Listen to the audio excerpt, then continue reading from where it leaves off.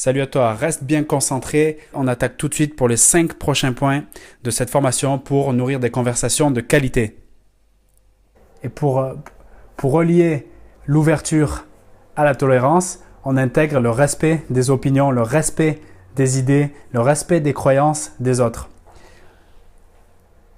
On ne peut pas se prétendre et se comporter comme si on savait tout, surtout comme si on avait la science infuse. Donc, quand des personnes indiquent leurs opinions, leurs idées, etc., c'est qu'on est déjà dans la confiance, dans le bon déroulement d'une relation, d'une conversation. Et ce qu'il y a à faire à ce moment-là, pour que ça se déroule encore mieux, c'est de respecter toutes les opinions. Les respecter, ça crée en fait de la considération, la reconnaissance et l'importance que la personne mérite. Comment tu te sens justement quand tu indiques des idées, des choses où en plus tu es passionné et on te coupe tout de suite en disant que tu as tort, vraiment c'est n'importe quoi, etc. Comment tu te sens quand donc tu es non respecté dans l'annonce de tes opinions, de tes pensées? C'est quelque chose qui est très frustrant, tu as vu, tu te sens vraiment pas à l'aise, tu as envie de repousser la personne, de dégager, de partir, de te mettre en colère, j'en sais rien. Pense vraiment à ça quand toi tu écoutes les opinions des autres. Ce respect que tu leur accordes, c'est un des accélérateurs de ta réussite dans tes relations. C'est quelque chose que peu sont capables de faire parce que trop tentés pour exprimer leurs opinions qui sont, selon eux, donc la vérité vraie. J'entends souvent ce discours je suis déçu par les autres, je suis trop gentil, je donne tout, j'ai jamais rien en retour, c'est toujours moi qui fais tout, qui est toujours... Tous ces discours-là de personnes déçues, c'est souvent des discours qui sont liés au fait d'attendre des choses, d'attendre des cadeaux, d'attendre de recevoir ou de tout simplement demander « je veux ci, je veux ça ». Pour moi, tout ça, c'est absolument contre-productif. Le meilleur moyen de gagner 1000 fois sur le long terme et d'inspirer un maximum, de se rendre intéressant, c'est d'être porté par le don, la volonté d'aider, de donner sans rien demander en retour. Plus tu donnes, plus tu reçois. Plus tu demandes, moins tu reçois. Se plaindre et de dire que les autres ne font rien en retour, ça ne t'aidera pas à progresser. Par contre, noter ces signes et se dire tiens, cette personne, elle est peut-être pas celle qui est bonne pour moi, c'est peut-être une personne profiteuse, etc. Ça, c'est des signes intéressants qui te permettent de dire alors, on va faire en sorte d'arrêter avec cette personne ou de se comporter différemment pour voir ce que ça donne. Maintenant, on ne peut pas mettre sur le dos de tout le monde une action ou une personnalité qui a été négative dans sa manière de recevoir ou qui est tout simplement une personne qui vit pour les intérêts. Ce qui est important pour toi, ça sera toujours d'être dans la volonté d'aider, dans la volonté de donner, de partager de manière sincère. J'ai longtemps pensé que quand j'offrais mon temps ou un cadeau à quelqu'un, il fallait qu'il me le rende en retour. Et rien que de le fait d'attendre cette réciprocité qui n'avait lieu que tard ou pas du tout, ça m'a augmenté mon sentiment en fait de colère, de frustration, etc. Et du coup, je faisais un focus sur des trucs qui étaient négatifs et qui étaient pas productifs pour mes conversations, pour mes relations et pour même ma relation avec moi-même et ma communication avec moi-même. À l'heure où je fais ce guide, j'ai fait plus de 60 vidéos sur ma chaîne YouTube en à peu près 1 an. La seule chose qui m'inspire, c'est justement d'inspirer, de partager ce que je sais, ce que j'apprends tous les jours et c'est ça qui me fait le plus grand bien. Et du coup, ce que je m'aperçois, c'est que le don, la volonté d'aider, de partager, c'est ce qui te rend en fait beaucoup plus épanoui, en tout cas, parce que du coup, comme tu n'attends rien des autres, tu le regagnes en 1000 fois derrière parce que je reçois des commentaires positifs, des demandes de coaching, de formation, etc. Des gens qui se disent, tiens, ton message me parle, merci de m'offrir ça et tout, c'est tellement généreux et j'ai envie d'en savoir plus, j'ai envie de progresser. Donc tu vois, ok, tu n'as pas le retour entre guillemets tout de suite, mais le retour, il vient naturellement et nécessairement quand tu es franc, quand tu es sincère et que tu fais un partage généreux sans rien demander, bizarrement, il y a tout qui vient positif à toi, quoi. Donc voilà, sur ce point-là, qui me semble vraiment très important parce que c'est vraiment plus qu'un point pour améliorer les conversations et les relations, c'est un état d'esprit de manière générale à adopter pour sa réussite dans tous les domaines, selon moi. Alors dans le point numéro 15, on parlait d'ouverture sur les intérêts des autres, à accepter ce que les gens font, à les faire développer ces sujets-là. Là ici, j'ai noté s'intéresser à des sujets variés. Des sujets variés, c'est des choses différentes, des activités, mais toi-même, venant de toi. Donc ce principe puissant lié à l'ouverture d'esprit, il vise à faire des activités, à se renseigner sur des choses différentes, des choses que tu n'as pas l'habitude de voir ou de faire. Par exemple, tu vois, tu peux regarder ce qui se passe, je sais pas moi, dans tel ou tel pays, sur la cuisine italienne, sur l'armée russe, sur le running, je sais pas, plein d'activités différentes de ce que tu as l'habitude de faire pour sortir en fait de ta zone où tu te sens à l'aise, où tu te sens tranquille et voilà. Le but c'est de toujours progresser, d'avoir plus de choses à proposer justement dans tes nouvelles rencontres. Ça te permet d'élargir en fait ta vision du monde, la vision de ce qui se passe autour et peut-être même aussi de découvrir des nouvelles passions parce que voilà, on se demande souvent comment être passionné de quelque chose. Ben, des fois, l'ouverture d'esprit et d'aller voir des nouveaux horizons te permet de trouver des nouvelles passions et après de dévorer ces passions-là ben, justement pour être encore plus attractif dans tes futures relations. Donc, je te conseille pas de ce côté e-télé, BFM ou les actus, les trucs comme ça, la météo toute la journée. Parce que franchement, je trouve que c'est contre-productif et c'est un peu en mode information négative. Donc voilà, comme on est dans un état d'esprit, on l'a vu tout à l'heure, ouvert et agréable, bon voilà, c'est pas ce que je te recommanderais. Mais de consulter, je sais pas, quand tu vas dans un tabac presse, d'ouvrir des magazines, d'avoir des 5 minutes, de feuilleter, de parler avec des personnes différentes pour voir leurs intérêts, tu sais, comme on l'a dit, de s'ouvrir sur leurs intérêts. Et tout ça, mis bout à bout, ça te permet donc de découvrir des nouvelles activités et voilà, de développer ton esprit de curiosité. Et dans les accompagnements que je fais, j'entends souvent voilà, moi j'ose pas aborder des inconnus, j'ose pas parler avec des gens, etc. parce que j'ai pas de sujet de conversation, j'ai pas de culture générale, etc. Tu vois, la réponse que je fais, c'est super, génial, tu sais exactement ce qui te manque et tout. T'as qu'à le développer dès maintenant. Pose-toi 10 minutes par semaine à regarder des sujets totalement différents de ce que tu as l'habitude de faire, mais pas en mode ouais, ça me fait chier, j'ai pas envie de consacrer mon temps à ça, nanana. Alors que peut-être dans la même journée, tu vas regarder 1 heure de conneries de Cyril Hanouna ou de je ne sais qui. Tu vois, donc le temps, c'est juste une histoire de priorité.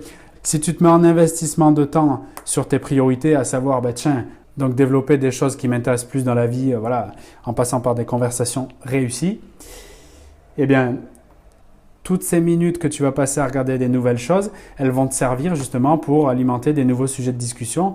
Et je peux te garantir que c'est vraiment efficace. Un peu par hasard, je m'intéressais un peu, je suis curieux, je m'intéressais un peu à plein de sujets comme ça, mais sans trop savoir pourquoi. Depuis, je peux parler quasiment à n'importe qui et me sentir à l'aise à aborder tous les sujets sans me placer comme un expert du sujet. Bien au contraire, mais en tout cas, pouvoir discuter et voilà, montrer que j'ai de la culture, et ce qui fait que des fois, ça te permet de sympathiser plus facilement, tout simplement. Alors le meilleur moyen d'exprimer ce qui se passe en nous, d'exprimer nos sentiments, c'est d'utiliser le pronom « je ». Il est bon que nous soyons conscients de ce que nous ressentons et pour le verbaliser, que nous développions un vocabulaire affectif. Enfin, cette communication, elle est nécessaire à l'épanouissement de la confiance et de la sécurité. Nos sentiments, ils fournissent des informations sur notre degré de bien-être. Certains, ils témoignent de notre confort ou de notre inconfort physique. Par exemple, quand tu dis « j'ai froid, j'ai faim ». Certains témoignent de notre degré de participation intellectuelle. Je suis intéressé, je suis perplexe. Et d'autres sentiments, ils témoignent de notre degré de satisfaction ou d'insatisfaction de nos besoins. Par exemple, tu sais, quand les besoins sont satisfaits, on peut dire qu'on se sent heureux, qu'on se sent joyeux. Ou dans le cas contraire, on peut exprimer qu'on se sent triste, contrarié, etc. Quand tu veux faire part de tes sensations, de tes émotions, utiliser le jeu, ça te permet de créer une affirmation de toi et de te responsabiliser dans tes conversations. Très souvent, nous disposons pour exprimer nos sentiments d'un vocabulaire limité comparé à notre répertoire d'insultes. Ça, c'est un peu un signe de danger. Donc, l'idée, c'est quand tu exprimes donc tes sentiments, tes besoins, c'est pas simplement, par exemple, si tu te sens bien, de le dire justement « je me sens bien ».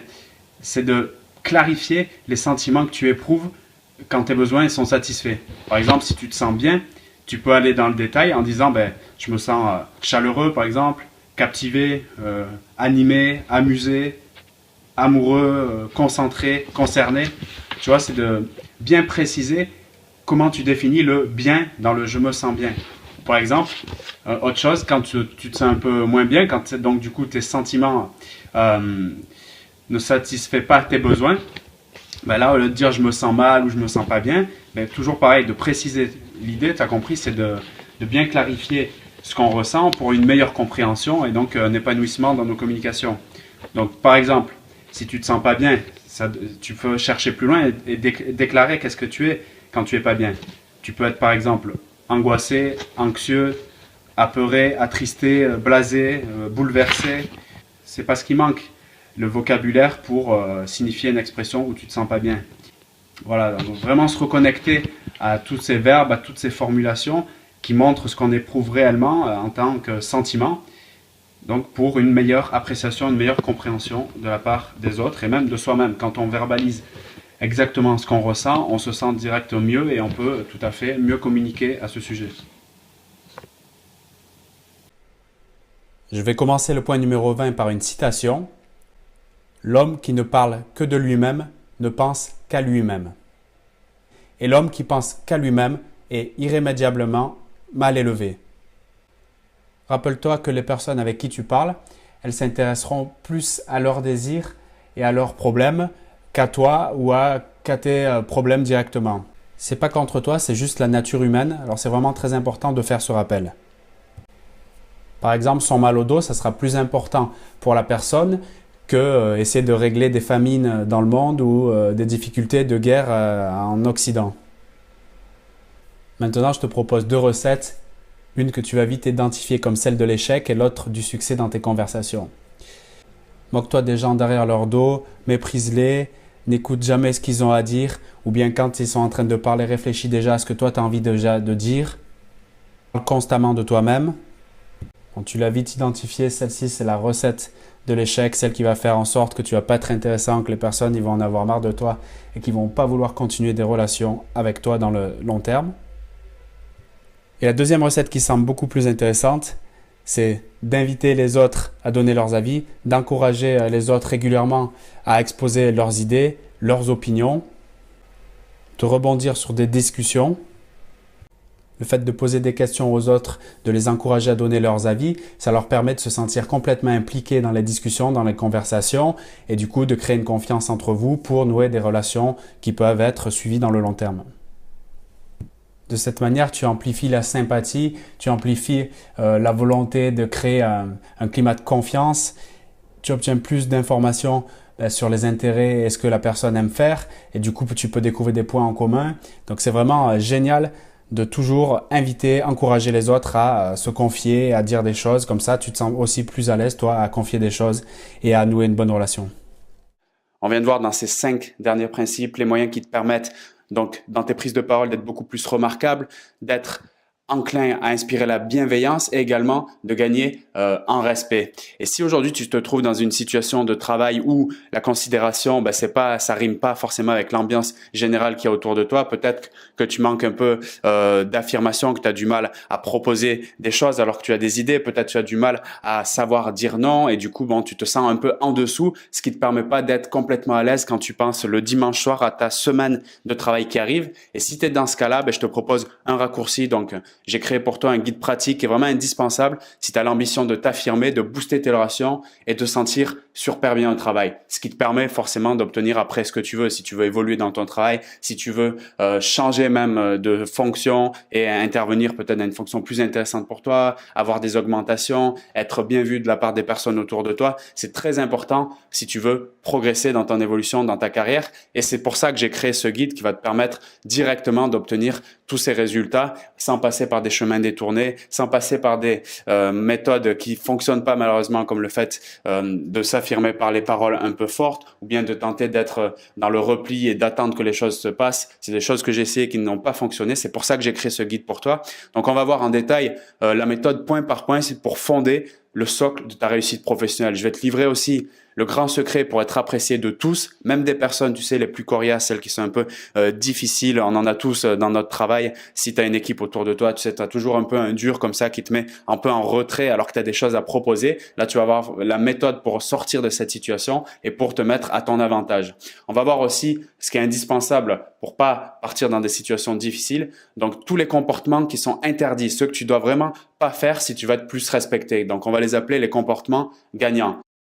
Tu vas découvrir aussi 7 formulations magiques pour te faire respecter instantanément, les top techniques des grands leaders que je vais te dévoiler pour mettre tout le monde d'accord sans avoir à lever la voix ou à faire de longs discours, tu sais, qui sont vraiment pas efficaces, qui sont énergivores et qui gagnent pas du tout la considération et le respect des personnes qui travaillent avec toi. Je vais également te donner, tu verras, ça va être un peu spécial, mais ça va être tellement efficace par rapport à tes relations de travail. Donc, cette trousse de secours, cette trousse de premier secours, même relationnel, ça te permet de sécuriser tes conversations, même dans un univers un peu conflictuel ou tendu. Donc, tu vas également aussi savoir comment travailler avec des gens que tu aimes pas. Donc, c'est une question qui m'est parvenue assez souvent. Ben, Vincent, Java, mon travail il est sympa et tout, mais ça se dégrade un peu les situations parce qu'il y a des gens que j'aime pas et je dois travailler avec eux. Je sais pas comment m'en sortir. J'ai des difficultés, même quand je pense juste à eux, ben, d'imaginer aller travailler avec eux, ça me met en difficulté et je me sens pas bien. Donc là, je vais te donner les méthodes pour travailler même avec ce type de personnes. Et tu vas également donc obtenir les actions qui font toute la différence et renforcent le respect et l'estime à ton égard. Et je t'ai rajouté un bonus spécial qui est une compilation de toutes les questions que j'ai reçues des participants de ce programme. Donc, j'ai compilé tout ça dans un module avec toutes les réponses que je t'apporte. Donc, c'est un condensé des plus grandes questions qui reviennent sur comment se sentir beaucoup mieux au travail. Donc, tu as ce bonus spécialement pour toi qui peut comporter à lui seul une grande valeur si tu es dans une situation où tu as vraiment envie d'améliorer ton bien-être au travail. Parce que tu sais que comme moi, le travail, ça représente un tiers de ta vie, c'est-à-dire 7 à 8 heures en moyenne de temps par jour. Et si dans ces 7 à 8 heures, tu n'es pas dans une situation émotionnelle agréable, forcément, tous les autres compartiments de ta vie qui sont de la relation peut-être familiale, sentimentale, les amis, etc., elle en pâtit, elle en souffre et c'est vraiment pas quelque chose que tu souhaites.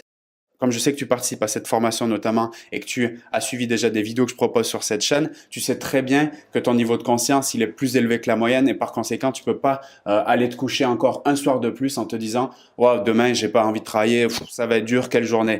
Donc, c'est là où tu fais la différence et tu peux vraiment intervenir comme déjà tous ces participants sur lesquels leur vie a vraiment évolué après avoir pris conscience qu'ils pouvaient agir sur leur bien-être au travail. Donc, c'est un programme 100% audio. Tu le retrouves dans le lien de la description de cette vidéo.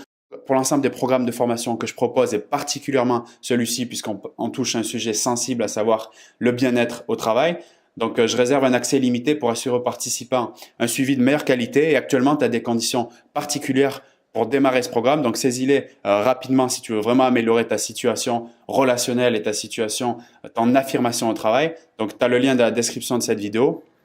Et si tu es déjà super bien au travail, bon, que tu n'as pas besoin de te sentir plus considéré, respecté de la part des autres, c'est OK. Je t'envoie dès demain donc dans la boîte mail les 5 derniers principes pour améliorer tes conversations. Salut!